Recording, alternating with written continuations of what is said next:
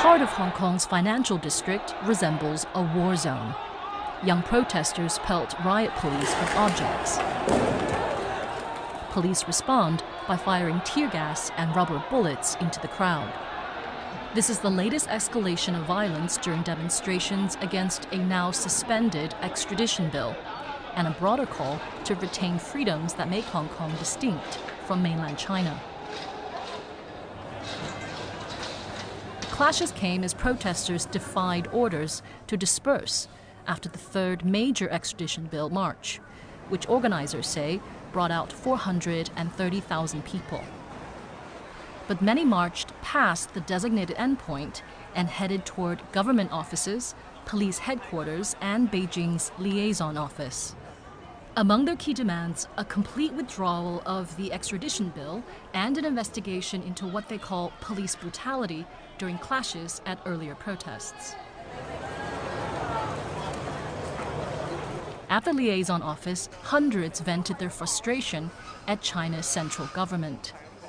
Protesters accuse Beijing of slowly eroding the high degree of autonomy that Hong Kong was promised for 50 years after its 1997 handover to China from Britain. Riot police later moved in to clear them. Chinese state media strongly condemned the actions of some radical protesters, saying, "Those behaviors not only violated the Hong Kong Basic Law and local laws, but also seriously challenged the bottom line of the one country, two systems principle and the authority of the central government." Many protesters went on to join a group occupying a major road in the central business district. A standoff with police ensued before tensions boiled over.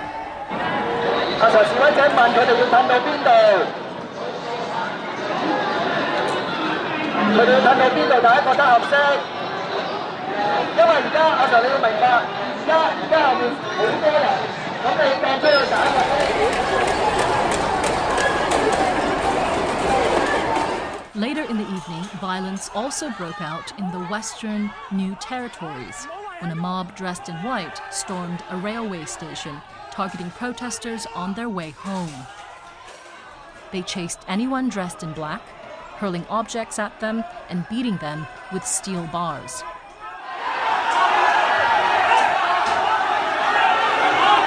At least 45 people were injured in two separate attacks inside the station. Journalists and people who were not protesters were among those caught up in the violence. Although police briefly questioned several of the men in white, no arrests were made. Hong Kongers have been taking to the streets for nearly 2 months, and protest organizers say their actions will continue until the government meets their demands. With neither side willing to budge, it appears that the relationship between protesters and police and the government is deteriorating day by day. Hong Kong警察!